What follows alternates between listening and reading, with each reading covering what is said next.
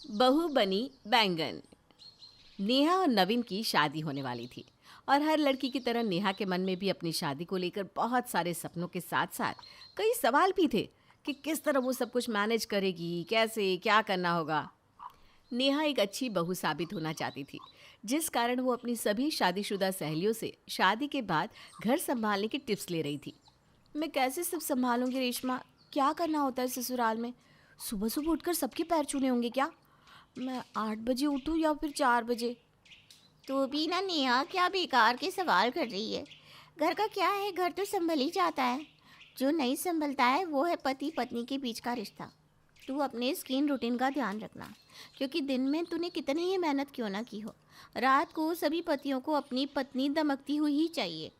पर दिन भर किचन में काम करने के बाद रात को कोई दमक कैसे सकता है?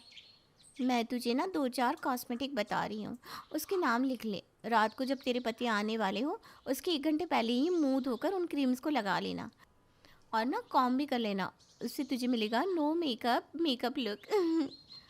नो मेकअप लुक चाहिए तो मेकअप में पैसे क्यों लगाऊं? तू भी ना रेशमा। जा मत मान। मैं ऐसे कई घरों को इन्हीं कारणों से टूटते हुए देख चुकी हूँ। जिन कारणों को तू छोटा मोटा बता रही है ना, उन्हीं छोटे मोटे कारणों से प्रीति का पति उसे छोड़ गया। और छोड़ी भी क्यों ना, वो दिन भर अपने ससुराल वालों के आगे पीछे घूमती रहती थी और रात को अपने पति को समय नहीं दे पाती थी। अपनी पत्नी का दिन भर का थका हारा चेहरा देख देख कर करण उब गया और एक दिन उसने उसे डिवोर्स दे दिया।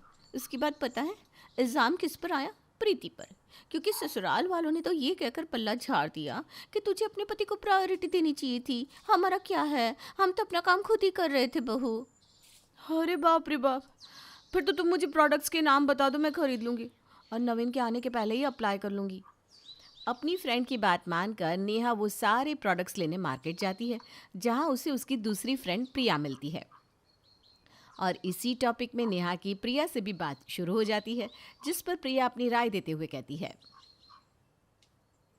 ये प्यार सुंदरता शादी के 1 महीने तक ही चलता है नेहा। इसके बाद तो जो सास कहे वही सच है। मतलब? मतलब कि जो सास कहे वही करो। सास का कहा सच, और जो सास ना कहे तो वो झूठ। किसी से भी बहस में साथ हमेशा सास का ही देना है। सास से सही ससुराल है और माँ से मायका। मायके में माँ से बैर न करो और ससुराल में सास से। और कहीं बाहर जाने से पहले ना सास से ज़रूर पूछना। सास अगर कह दी कि देख ले बहू, तो इसका मतलब ना होता है। बाप रे! किसी और बात का कुछ और मतलब भी हो सकता है। भगवान जाने कितने सारे कोड लैंग्वेज में बात करना पड़ेगा ससुराल में। मैं तुझे ना टाइम टाइम पर फ़ोन करती रहूँगी प्रिया, तो प्लीज़ मुझे बता देना। हाँ। और अपनी दोनों सहेलियों के दिए हुए नसीहत को लेकर नेहा पहुंच जाती है अपने ससुराल। और ससुराल का माहौल तो आप जानती हैं, नई आई हुई बहू की कैसे आगे पीछे सभी घूमते रहते हैं। पर अपनी फ्रेंड की सुनकर प्रिया का ध्यान तो बिल्कुल बस अपनी सास पर ही था, चाहे कोई कुछ भी कहे। ये बता नेहा, अगर कभी तेरे सास ससुर के बीच कोई कहा सुनी हो गई तो तू किसका साइड लेगी? मम्मी जी का, मौसी जी। अरे वाह संतोष, क्या सयानी बहू लाई है तू, जो पहले ही दिन खुले में कह रही है कि पक्ष तो मैं सास का ही लूँगी। अब तो तेरी लाइफ सेट है। ये सुनते ही संतोष अपने पर्स से 1100 रुपये निकाल कर अपनी बहू के हाथ में रख देती है। ये कहकर तो तूने मेरा दिल ही जीत लिया बहू। आज से तेरे ससुराल में तेरी बेस्ट फ्रेंड तेरी सास बन गई, समझ ले। अरे वाह! पहले ही दिन यहाँ तो सब कुछ सेट हो गया। मतलब प्रिया सही कह रही थी, सास से ही ससुराल है। और नेहा का ससुराल में पहला दिन बहुत ही अच्छी तरह से गुजर जाता है। अगली सुबह एक अच्छी बहू की तरह नेहा उठकर सभी के लिए खाने की तैयारी में लग जाती है और उसे काम करता देख उसकी सास उसके साथ आकर काम में मदद करने लग जाती है। सब कुछ अकेली कर लेगी क्या बहू? अरे बहू लाए हैं, कोई काम वाली थोड़ी ना लाए हैं। चल मैं भी तेरी मदद कराती हूँ।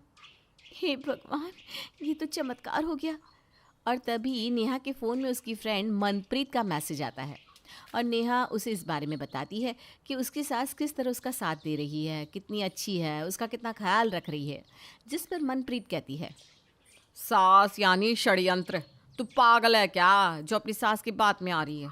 4 दिन तो सबकी सास भली दिखने का ड्रामा करती है, पर अपना असली रंग दिखाने में उन्हें वक्त नहीं लगता। और उस वक्त काम आता है ससुर। ससुर कभी भी बेवजह तुझसे 10 काम नहीं करवाएगा। ये बेवजह उंगली करने की आदत ना औरतों की होती है। सर ढको, साड़ी पहनो, ऐसे चलो वैसे चलो, ये मत करो वो मत करो। अरे मर्दों का क्या है, वो तो आधे से ज़्यादा वक्त बाहर रहते हैं। मेरी मान तो अपने ससुर से बनाए रख, फिर सब कुछ अच्छा रहेगा। और जब सास का सुहाग ही ससुर से है तो हम क्यों ना डायरेक्ट ससुर से ही रिश्ता अच्छा कर रहे हैं, हाँ कि नहीं? हाँ, तेरी बात में दम तो है। मतलब ससुराल में सभी से बनाकर रखने के लिए प्रायोरिटी पापा जी को ही देनी होगी। और नेहा अपने लिस्ट में मनप्रीत की बात भी ऐड कर लेती है।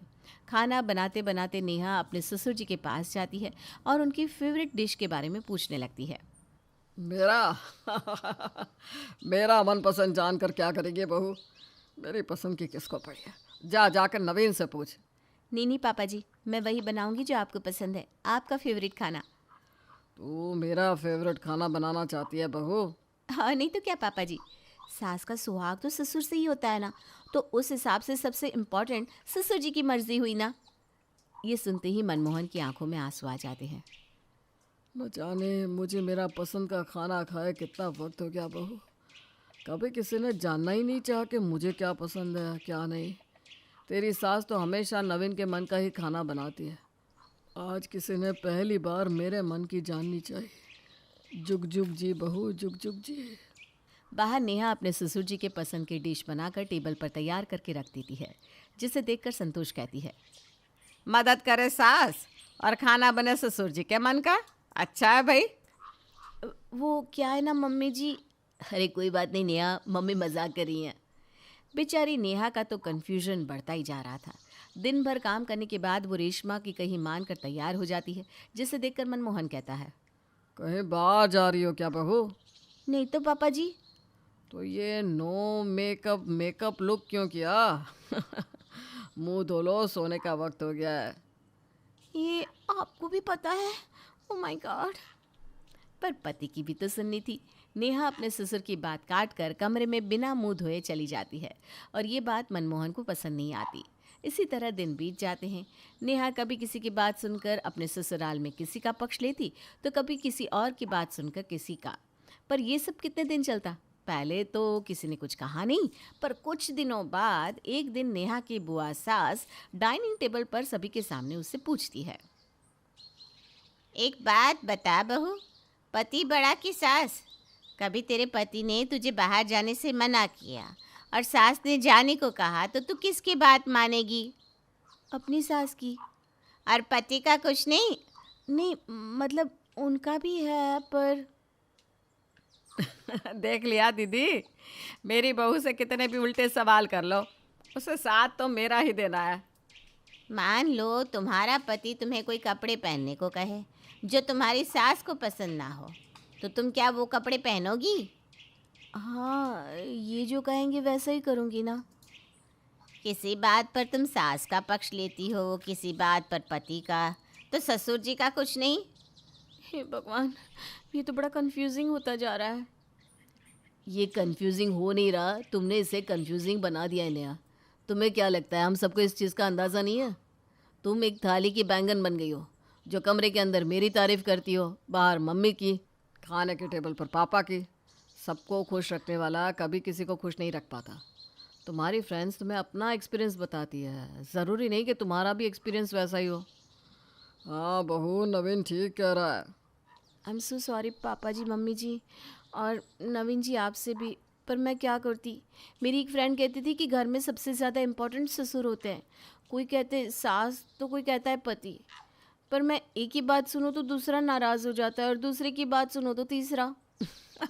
बेचारी। अरे तो किसी की मत सुन बहू, तुझे जो सही लगे वो कर। खाने में आलू बना, बैंगन नहीं। इस बात के बाद नेहा समझ जाती है कि उसे अपने अनुसार चीज़ें करनी चाहिए, ना कि अपनी दोस्तों की सलाह पर।